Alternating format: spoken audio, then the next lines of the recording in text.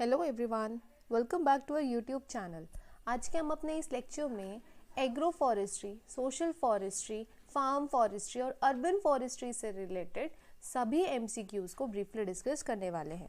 तो चलिए dear viewers, आज का ये वीडियो स्टार्ट करते हैं और बात करते हैं हमारे फर्स्ट क्वेश्चन की। तो सबसे पहला क्वेश्चन है, the sustainable land use systems involving trees combined with crops and और animals on the same unit of land is termed as agro forestry. ये हमने ऑलरेडी डिस्कस किया हुआ है। सस्टेनेबल लैंड यूज सिस्टम जिसमें ट्रीज के साथ साथ आप crops as well as husbandry, animal husbandry भी करते हैं on the same unit of land, तो ऐसे टर्म को हम क्या कहते हैं? एग्रो फॉरेस्ट्री कहते हैं। चलिए नेक्स्ट क्वेश्चन देखते हैं। When the use of land is directed towards satisfying the basic needs and is managed by the owner is said to be। यहाँ पर आपको क्वेश्चन में ये पूछा जा रहा है कि एक पर्टिकुलर लैंड है, उस पर्टिकुलर लैंड में आप क्या कर रहे हो कि आपने वहाँ पर उस लैंड को अपनी बेसिक नीड्स को सेटिस्फाई करने के लिए, और जो आपकी बेसिक नीड्स है उसको सेटिस्फाई करने के लिए जो पूरा मैनेजमेंट है वो स्वयं ओनर के द्वारा ही किया जा रहा है, तो ऐसी प्रैक्टिस को हम क्या कहते हैं? देखिए, सबसे पहला ऑप्शन आपको दिया हुआ है कमर्शियल एग्रो फॉरेस्ट्री सिस्टम। तो मैं आपको बता देना चाहती हूँ कि कमर्शियल एग्रो फॉरेस्ट्री सिस्टम वो एग्रो फॉरेस्ट्री सिस्टम होती है जहाँ पर scale of the production of the output जो होता है that is the only major aim, right. It means what? It means ये कि कमर्शियल, जैसे मैं आपको एक एग्जांपल दे देती हूँ कि अगर commercial production of plantation crops आप कर रहे हैं, जैसे रबर हो गया, ऑयल पाम हो गया, कोकोनट हो गया, है ना, with permanent under planting of food crops, आपने क्या कर दिया, चारों तरफ जो है कोकोनट लगा दिए और उसके अंडर जो है आप अपनी फूड क्रॉप्स भी लगा ले रहे हो, राइट। तो ये क्या हो गया आपका कमर्शियल एग्रो फॉरेस्ट्री सिस्टम। क्योंकि देखिए, आप नारियल को क्या करोगे, नारियल को तो आप बेचोगे ही ना, आप सारा नारियल पानी तो स्वयं नहीं पी पाओगे, तो ये ऑप्शन तो बिल्कुल नहीं है, राइट। अब नेक्स्ट ऑप्शन आपको दिया हुआ है इंटरमीडिएट एग्रो फॉरेस्ट्री सिस्टम। तो इंटरमीडिएट एग्रो फॉरेस्ट्री सिस्टम वो एग्रो फॉरेस्ट्री सिस्टम होता है जो कि कमर्शियल और subsistence scale of production of management के बीच में लाई करता है। ठीक, कमर्शियल मतलब जो कंप्लीटली कमर्शियल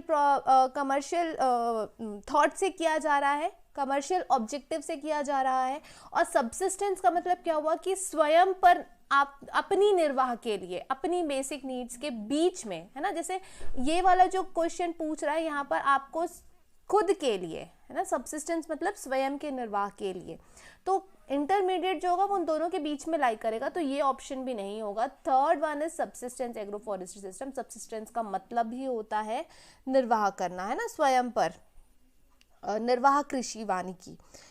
सबसे पहला ऑप्शन जो है दैट इज व्यावसायिक वानिकी, मध्यवर्ती कृषि वानिकी, and the third option is निर्वाह कृषि वानिकी। So our correct option is option number C. Okay, next question की तरफ बढ़ते हैं। The practice of forestry in and around the farmlands is called as farm forestry। हमने ऑलरेडी अपने lectures में देखा हुआ है। चलिए नेक्स्ट क्वेश्चन देखते हैं। The practice of forestry in areas devoid of tree growth and other vegetation outside the conventional forest। ठीक, अच्छा, अब ये क्वेश्चन थोड़ा ट्रिकी है तो इसको ध्यान से देखिएगा। क्या बोला हुआ है क्वेश्चन में? Practice of forestry in areas, ऐसे एरियाज में फॉरेस्ट्री प्रैक्टिस करना जहां पर ट्री ग्रोथ की कोई लिमिटेशन नहीं है, ट्री कितना भी ग्रोथ करे आपको कोई इशू नहीं है, है ना, कोई प्रॉब्लम नहीं है। डिवॉइड मतलब एक्सेप्ट, राइट, एक्सेप्ट मतलब ट्री कितना भी ग्रोथ करे आपको कोई इशू नहीं है, वहां पर कितना भी वेजिटेशन हो, आउटसाइड द कन्वेंशनल फॉरेस्ट, जो नेचुरल फॉरेस्ट होता है, जो प्राकृतिक वन होता है, उसके बाहर अगर आप फॉरेस्ट्री प्रैक्टिस कर रहे हैं जिसमें ट्री ग्रोथ की कोई इशू नहीं है, तो ऐसे प्रैक्टिस को आप क्या कहोगे? सोशल फॉरेस्ट्री तो बिल्कुल नहीं हो सकती, क्योंकि सोशल फॉरेस्ट्री में हमने देखा था कंस्ट्रेंट्स उनके कि बहुत सारी स्पेस की प्रॉब्लम होती है, सॉइल की प्रॉब्लम होती है, राइट, इरेग्युलर ग्रोथ होता है, तो it will not come under social forestry. Urban forestry भी नहीं होगी, फार्म फॉरेस्ट्री भी नहीं होगी, क्योंकि सोशल फॉरेस्ट्री का ऑब्जेक्टिव दूसरे होता है। So our correct option is extension forestry. जब आप फॉरेस्ट कवर को बढ़ाना चाहते हो तो that is the practice of forestry in areas devoid of tree growth and other vegetation outside the conventional forest area. Okay, Moving towards our next question, the practice of forestry with the object of raising flower trees is called as definitely recreation forestry. Next question, plantations grow as linear strips of land on the sides of public roads, canals and railway lines are called as linear strip plantation. ये हमने already अपने last lecture में discuss किया हुआ. Commercial forestry के बारे में आपको पता ही है क्या होता है. Avenue plantation is something new year. तो एवेन्यू प्लांटेशन को देखिए. एवेन्यू प्लांटेशन क्या होता है कि जब आप कंप्लीटली प्लांटिंग करते हो अलोंग द रोड साइड्स और highways and pathways, that will come under Avenue plantation. अब आप बोलेंगे कि लीनियर स्ट्रिप प्लांटेशन और एवेन्यू प्लांटेशन में क्या डिफरेंस है. तो ध्यान दीजिएगा कि लीनियर स्ट्रिप प्लांटेशन जो होता है, यहाँ पर कैनाल्स भी इंक्लूड हो गए हैं, रेलवे लाइंस भी इंक्लूड हो गए हैं और पब्लिक रोड्स भी इंक्लूड हो गए हैं. मतलब कॉम्बिनेशन हो गई है पूरी की पूरी. अगर हम एवेन्यू प्लांटेशन की बात करते हैं तो Avenue plantation is completely depending upon the planting of trees along the road sides, highways and pathways. तो उसे हम एवेन्यू प्लांटेशन कहते हैं. चलिए नेक्स्ट क्वेश्चन पे बढ़ते हैं. Next question is home garden agro forestry system is practised in. तो हमने जो हमारा सोशल फॉरेस्ट्री वाला था, जब हमने की पॉइंट डिस्कस किया था तो वहाँ पर मैंने पूरा का पूरा आपको एक टेबल दिया हुआ था. और डेफिनेटली ऐसे क्वेश्चंस आपको व्यूअर्स जो आपके एग्जाम्स में जो है वो डेफिनेटली पूछे जाएंगे. तो home garden agro forestry system जो है it is completely practised in humid tropical climate. So option number A is the correct option. Semi arid lands में silvipastoral agro forestry system जो है वो किया जाता है. अच्छा, और एक चीज़, अगर आपको home garden agro forestry system, वैसे तो हमने इसको डिस्कस किया हुआ एग्रो फॉरेस्ट्री वाले लेक्चर में, बट स्टिल मैं आपको यहाँ पर रिमाइंड करवा देती हूँ कि home garden agro forestry system जो होता है it is the special category of agro forestry system जहाँ पर cultivation of multipurpose and multi storey trees and crops with animal husbandry perform practice की जाती है. यहाँ पर क्या होता है कि मल्टीपर्पज यूज़ होता है आपका, और यहाँ पर जो ट्रीज होती हैं वो मल्टी स्टोरीड होती है और with crops as well as with animal husbandry. तो that is what home garden agro forestry system. Okay, moving towards the question number 8. Shading effect of trees can be overcome by. Shading effect है trees का, तो वो आप कैसे overcome कर पाओगे. Root management से तो कुछ नहीं होगा, वाटर से भी नहीं. तो सीधे सीधे यहाँ पर आपको ऑप्शन ए करेक्ट दिख रहा है, that is canopy management. Okay, question number 9. Alley cropping is also known as hedgerow intercropping. ये भी हमने अपने लास्ट लेक्चर में किया हुआ है.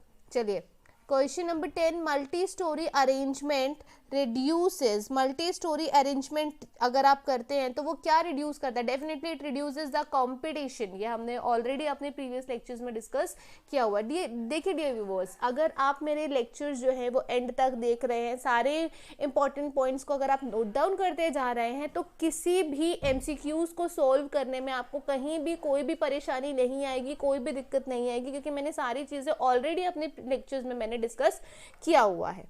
चलिए आगे बढ़ते हैं.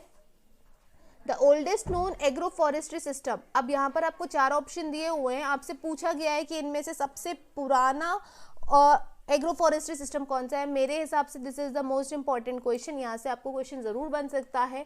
तो एले क्रॉपिंग तो बिल्कुल नहीं है. टोंगिया सिस्टम बिल्कुल नहीं है. Taungya system was introduced by Brandis, है ना. कौन से ईयर में किया गया था ये आप नीचे कमेंट सेक्शन पर जरूर कमेंट कर बताएं. होम गार्डन्स भी नहीं है.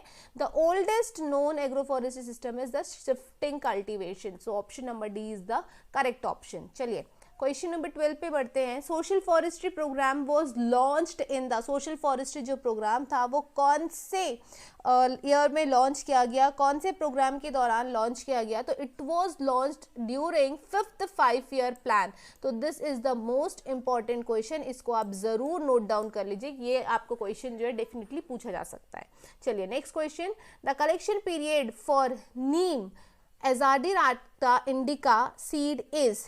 राइट, जो नीम के जो सीड्स होते हैं तो उनको कौन से टाइम पे कलेक्ट करना चाहिए. तो that is during June to July. Okay, next. In the manufacture of Braille paper dash species is used. तो ये थोड़ा इंटरेस्टिंग क्वेश्चन है, इस पे ध्यान दीजिएगा. ब्रेल पेपर जो होता है तो उसकी मैन्युफैक्चरिंग में कौन सी स्पीशीज का इस्तेमाल किया जाता है, तो that is eucalyptus globulus. Next, indigofera tinctoria is used in dye industry. Indigofera tinctoria जो है it is used in the dye industries. अब इसको आप कैसे याद रख सकते हैं, indigo is the colour, okay, indigo is the colour. In fact पहले ज़माने में लोग जो है वो इंडिगो का इस्तेमाल करते थे ब्लू कलर के लिए। तो डेफिनेटली ये कलर है, तो ये किससे रिप्रेजेंट कर रहा है, डाई इंडस्ट्री से। तो इस तरीके से आप इसे